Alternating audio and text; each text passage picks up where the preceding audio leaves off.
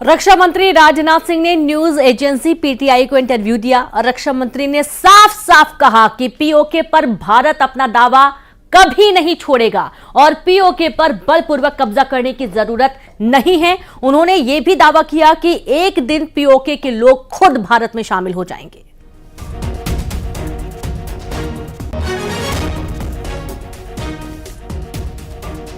तो रक्षा मंत्री राजनाथ सिंह ने न्यूज एजेंसी पीटीआई को इंटरव्यू में उन्होंने साफ कर दिया है कि पीओके भारत अपना पीओके पर दावा कभी नहीं छोड़ेगा और पीओके पर बलपूर्वक कब्जा करने की जरूरत नहीं है।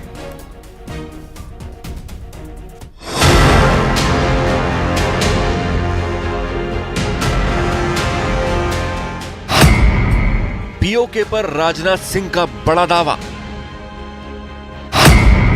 पीओके पर बलपूर्वक कब्जा करने की जरूरत नहीं। पीओके के लोग खुद भारत में शामिल होंगे। राजनाथ के बयान पर विपक्ष का पाकिस्तान वाला राग।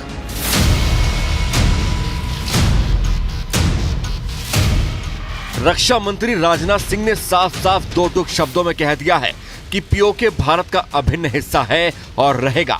जिस पीओके को पाकिस्तान ने धोखे से लिया है वो एक दिन भारत का अभिन्न हिस्सा होकर रहेगा।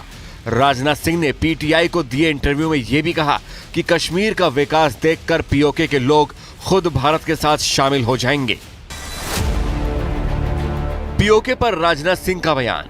पीओके पर भारत अपना दावा कभी नहीं छोड़ेगा। पीओके पर बलपूर्वक कब्जा करने की जरूरत नहीं है। कश्मीर का विकास देखकर पीओके के लोग भारत में शामिल होंगे।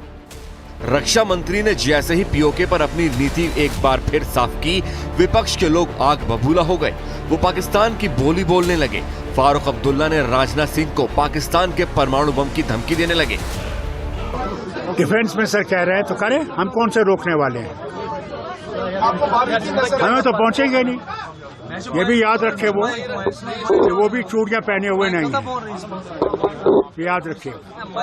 उनके पास भी एटम बम है, ये याद रखिएगा।